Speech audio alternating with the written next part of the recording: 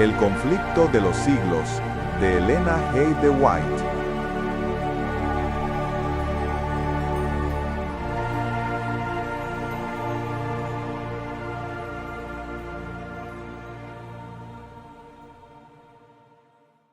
Capítulo 37.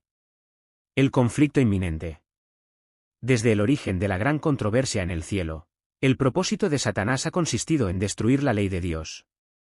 Para realizarlo se rebeló contra el Creador y, aunque expulsado del cielo, continuó la misma lucha en la tierra. Engañar a los hombres para inducirlos luego a transgredir la ley de Dios, tal fue el objeto que persiguió sin cejar. Se ha esto conseguido haciendo a un lado toda la ley o descuidando uno de sus preceptos. El resultado será finalmente el mismo. El que peca en un solo punto manifiesta menosprecio por toda la ley. Su influencia y su ejemplo están del lado de la transgresión, y viene a ser culpado de todos los puntos de la ley. Santiago 2:10. En su afán por desacreditar los preceptos divinos, Satanás pervirtió las doctrinas de la Biblia, de suerte que se incorporaron errores en la fe de millares de personas que profesan creer en las Santas Escrituras. El último gran conflicto entre la verdad y el error no es más que la última batalla de la controversia que se viene desarrollando desde hace tanto tiempo con respecto a la ley de Dios. En esta batalla estamos entrando ahora, es la que se libra entre las leyes de los hombres y los preceptos de Jehová, entre la religión de la Biblia y la religión de las fábulas y de la tradición. Los elementos que se coligarán en esta lucha contra la verdad y la justicia, están ya obrando activamente. La palabra santa de Dios que nos ha sido transmitida a costa de tanto padecimiento, de tanta sangre de los mártires, no es apreciada debidamente. La Biblia está al alcance de todos, pero pocos son los que la aceptan verdaderamente por guía de la vida. La incredulidad predomina de modo alarmante, no solo en el mundo sino también en la Iglesia. Muchos han llegado al punto de negar doctrinas que son el fundamento mismo de la fe cristiana. Los grandes hechos de la creación como los presentan los escritores inspirados, la caída del hombre, la expiación y el carácter perpetuo de la ley de Dios son en realidad rechazados entera o parcialmente por gran número de los que profesan ser cristianos. Miles de personas que se envanecen de su sabiduría y de su espíritu independiente, consideran como una debilidad el tener fe implícita en la Biblia. Piensan que es prueba de talento superior y científico argumentar con las sagradas escrituras y espiritualizar y eliminar sus más importantes verdades. Muchos ministros enseñan a sus congregaciones y muchos profesores y doctores dicen a sus estudiantes que la ley de Dios ha sido cambiada o abrogada, y a los que tienen los requerimientos de ella por válidos y dignos de ser obedecidos literalmente, se los considera como merecedores tan solo de burla o desprecio. Al rechazar la verdad, los hombres rechazan al autor de ella. Al pisotear la ley de Dios, se niega la autoridad del legislador. Es tan fácil hacer un ídolo de las falsas doctrinas y teorías como tallar un ídolo de madera o piedra. Al representar falsamente los atributos de Dios, Satanás induce a los hombres a que se formen un falso concepto con respecto a él. Muchos han entronizado un ídolo filosófico en lugar de Jehová, mientras que el Dios viviente, tal cual está revelado en su palabra, en Cristo y en las obras de la creación, no es adorado más que por un número relativamente pequeño. Miles y miles deifican la naturaleza al paso que niegan al Dios de ella. Aunque en forma diferente, la idolatría existe en el mundo cristiano de hoy tan ciertamente como existió entre el antiguo Israel en tiempos de Elías. El Dios de muchos así llamados sabios, o filósofos, poetas, políticos, periodistas, el Dios de los círculos selectos y a la moda, de muchos colegios y universidades y hasta de muchos centros de teología, no es mucho mejor que Baal, el Dios Sol de los fenicios. Ninguno de los errores aceptados por el mundo cristiano ataca más atrevidamente la autoridad de Dios, ninguno está en tan abierta oposición con las enseñanzas de la razón, ninguno es de tan perniciosos resultados como la doctrina moderna que tanto cunde, de que la ley de Dios ya no es más de carácter obligatorio para los hombres. Toda nación tiene sus leyes que exigen respeto y obediencia, ningún gobierno podría subsistir sin ellas. Y es posible imaginarse que el Creador del cielo y de la tierra no tenga ley alguna para gobernar los seres a los cuales creó.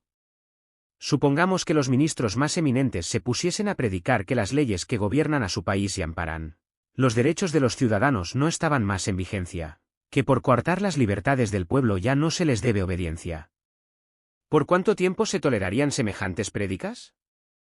¿Pero es acaso mayor ofensa desdeñar las leyes de los estados y de las naciones que pisotear los preceptos divinos, que son el fundamento de todo gobierno? Más acertado sería que las naciones aboliesen sus estatutos y dejaran al pueblo hacer lo que quisiese, antes de que el legislador del universo anulase su ley y dejase al mundo sin norma para condenar al culpable o justificar al obediente. Queremos saber cuál sería el resultado de la abolición de la ley de Dios. El experimento se ha hecho ya. Terribles fueron las escenas que se desarrollaron en Francia cuando el ateísmo ejerció el poder. Entonces el mundo vio que rechazar las restricciones que Dios impuso equivale a aceptar el gobierno de los más crueles y despóticos. Cuando se echa a un lado la norma de justicia, queda abierto el camino para que el príncipe del mal establezca su poder en la tierra. Siempre que se rechazan los preceptos divinos, el pecado deja de parecer culpa y la justicia deja de ser deseable. Los que se niegan a someterse al gobierno de Dios son completamente incapaces de gobernarse a sí mismos. Debido a sus enseñanzas perniciosas, se implanta el espíritu de insubordinación en el corazón de los niños y jóvenes, quienes naturalmente son impacientes ante el control, y se obtiene como resultado un estado social donde la anarquía reina soberana. Al paso que se burlan de la credulidad de los que obedecen las exigencias de Dios, las multitudes aceptan con avidez los engaños de Satanás. Se entregan a sus deseos desordenados y practican los pecados que acarrearon los juicios de Dios sobre los paganos. Los que le enseñan al pueblo a considerar superficialmente los mandamientos de Dios, siembran la desobediencia para recoger desobediencia. Rechácense enteramente los límites impuestos por la ley divina y pronto se despreciarán las leyes humanas. Los hombres están dispuestos a pisotear la ley de Dios por considerarla como un obstáculo para su prosperidad material, porque ella prohíbe las prácticas deshonestas, la codicia, la mentira y el fraude, pero ellos no se imaginan lo que resultaría de la abolición de los preceptos divinos. Si la ley no tuviera fuerza alguna, ¿por qué habría de temerse el transgredirla? La propiedad ya no estaría segura. Cada cual se apoderaría por la fuerza de los bienes de su vecino, y el más fuerte se haría el más rico. Ni siquiera se respetaría la vida. La institución del matrimonio dejaría de ser baluarte sagrado para la protección de la familia. El que pudiera, si así lo desease, tomaría la mujer de su vecino. El quinto mandamiento sería puesto a un lado junto con el cuarto. Los hijos no vacilarían en atentar contra la vida de sus padres, si al hacerlo pudiesen satisfacer los deseos de sus corazones corrompidos. El mundo civilizado se convertiría en una horda de ladrones y asesinos, y la paz, la tranquilidad y la dicha desaparecerían de la tierra. La doctrina de que los hombres no están obligados a obedecer los mandamientos de Dios ha debilitado ya el sentimiento de la responsabilidad moral y ha abierto anchas las compuertas para que la iniquidad aniegue el mundo. La licencia, la disipación y la corrupción nos invaden como ola abrumadora. Satanás está trabajando en el seno de las familias. Su bandera ondea hasta en los hogares de los que profesan ser cristianos. En ellos se ven la envidia, las sospechas, la hipocresía, la frialdad, la rivalidad, las disputas, las traiciones y el desenfreno de los apetitos. Todo el sistema de doctrinas y principios religiosos que deberían formar el fundamento y marco de la vida social, parece una mole tambaleante a punto de desmoronarse en ruinas. Los más viles criminales, echados en la cárcel por sus delitos, son a menudo objeto de atenciones y obsequios como si hubiesen llegado a un envidiable grado de distinción. Se da gran publicidad a las particularidades de su carácter y a sus crímenes. La prensa publica los detalles escandalosos del vicio, iniciando así a otros en la práctica del fraude, del robo y del asesinato, y Satanás se regocija del éxito de sus infernales designios. La infatuación del vicio, la criminalidad, el terrible incremento de la intemperancia y de la iniquidad, en toda forma y grado, deberían llamar la atención de todos los que temen a Dios para que vieran lo que podría hacerse para contener el desborde del mal. Los tribunales están corrompidos. Los magistrados se dejan llevar por el deseo de las ganancias y el afán de los placeres sensuales.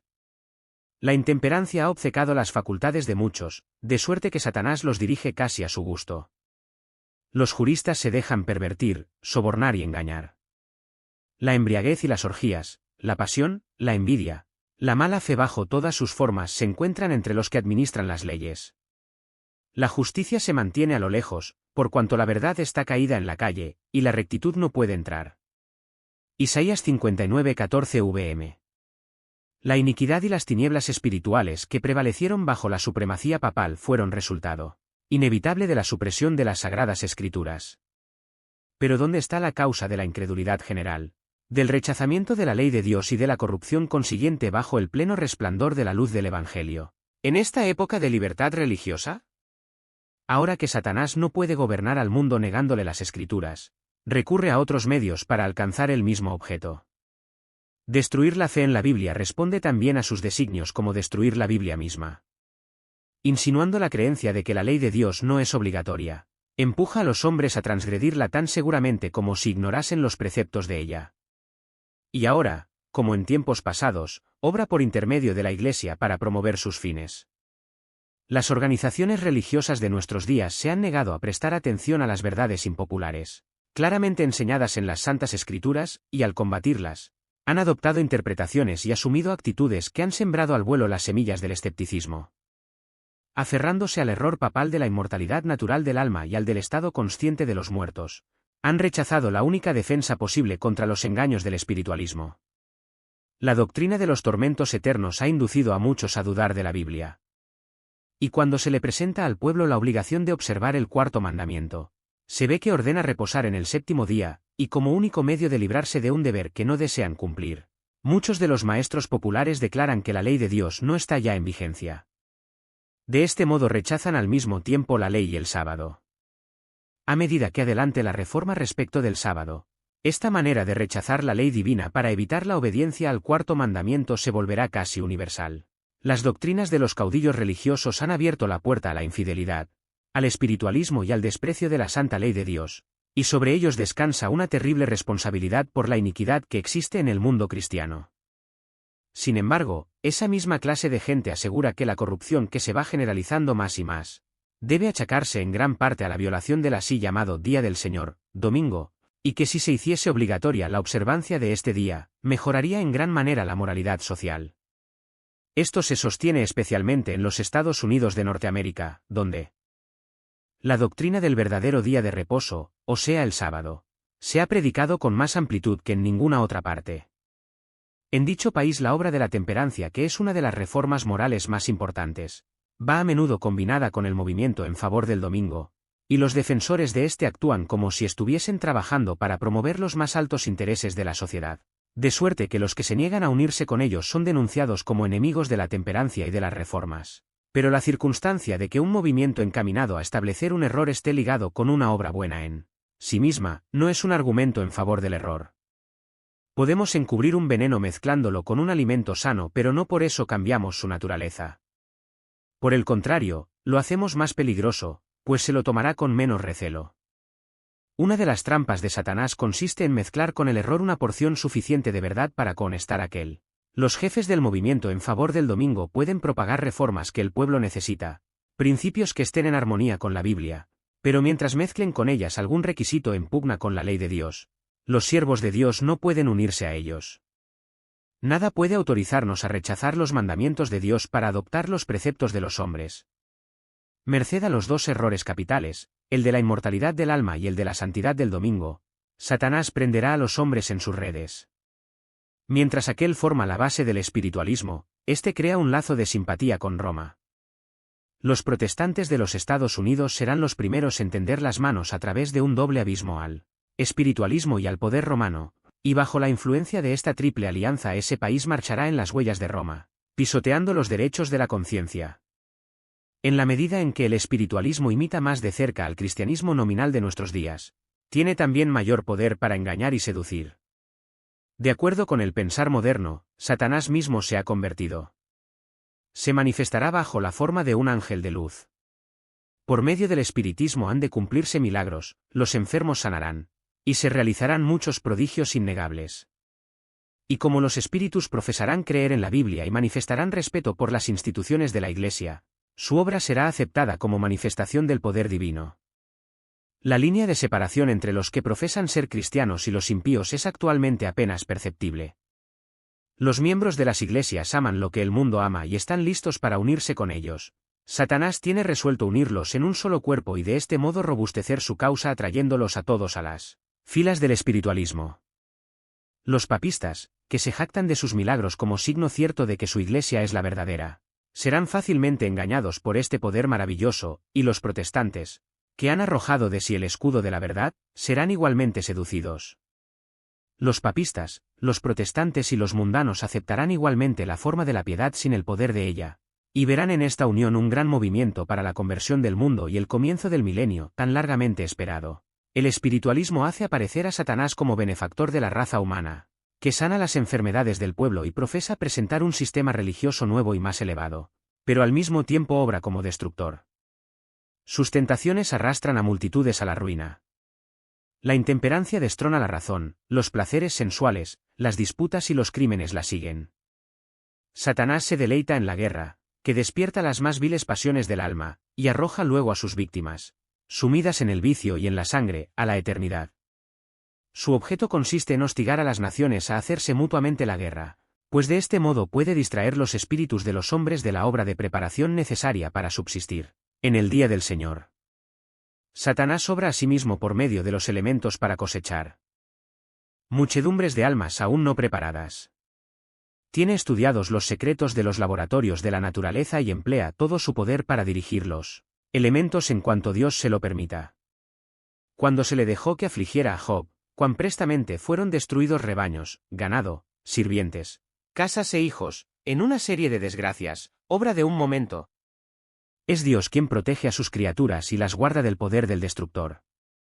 Pero el mundo cristiano ha manifestado su menosprecio de la ley de Jehová, y el Señor hará exactamente lo que declaró que haría. Alejará sus bendiciones de la tierra y retirará su cuidado protector de sobre los que se rebelan contra su ley, que enseñan y obligan a los demás a hacer lo mismo. Satanás ejerce dominio sobre todos aquellos a quienes Dios no guarda en forma especial. Favorecerá y hará prosperar a algunos para obtener sus fines, y atraerá desgracias sobre otros, al mismo tiempo que hará creer a los hombres que es Dios quien los aflige. Al par que se hace pasar ante los hijos de los hombres como un gran médico que puede curar todas sus enfermedades. Satanás producirá enfermedades y desastres al punto que ciudades populosas sean reducidas a ruinas y desolación. Ahora mismo está obrando. Ejerce su poder en todos los lugares y bajo mil formas, en las desgracias y calamidades de mar y tierra, en las grandes conflagraciones, en los tremendos huracanes y en las terribles tempestades de granizo, en las inundaciones, en los ciclones, en las mareas extraordinarias y en los terremotos. Destruye las mieses casi maduras y a ellos siguen la hambruna y la angustia. Propaga por el aire emanaciones mefíticas y miles de seres perecen en la pestilencia.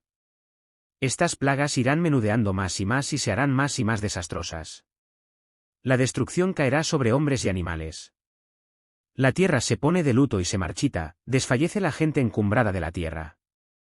La tierra también es profanada bajo sus habitantes, porque traspasaron la ley, cambiaron el estatuto, y quebrantaron el pacto eterno. Isaías 24:4, 5 vm. Y luego el gran engañador persuadirá a los hombres de que son los que sirven a Dios los que causan esos males. La parte de la humanidad que haya provocado el desagrado de Dios lo cargará a la cuenta de aquellos cuya obediencia a los mandamientos divinos es una reconvención perpetua para los transgresores. Se declarará que los hombres ofenden a Dios al violar el descanso del domingo, que este pecado ha traído calamidades que no concluirán hasta que la observancia del domingo no sea estrictamente obligatoria, y que los que proclaman la vigencia del cuarto mandamiento, haciendo con ello que se pierda el respeto debido al domingo y rechazando el favor divino, turban al pueblo y alejan la prosperidad temporal.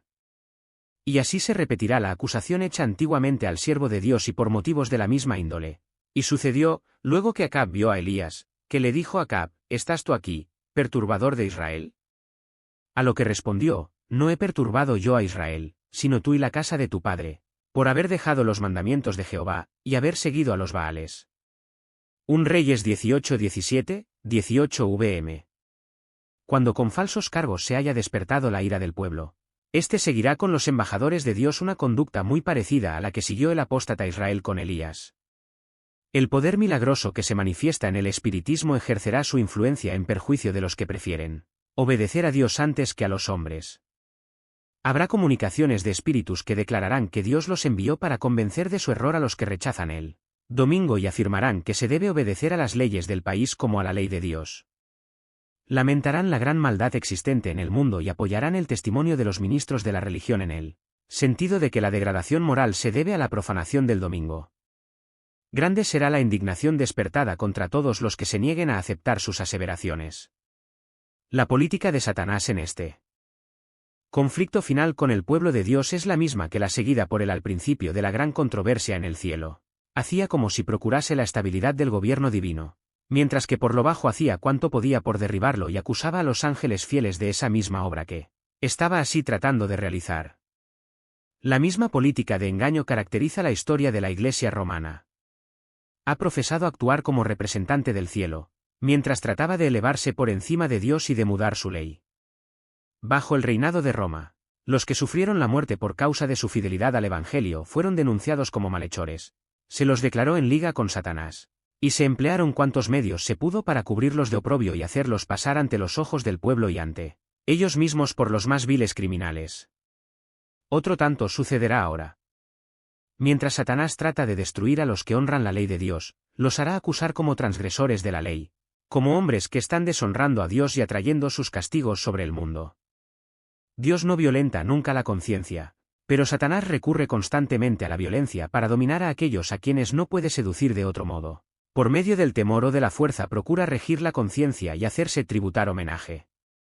Para conseguir esto, obra por medio de las autoridades religiosas y civiles y las induce a que impongan leyes humanas contrarias a la ley de Dios.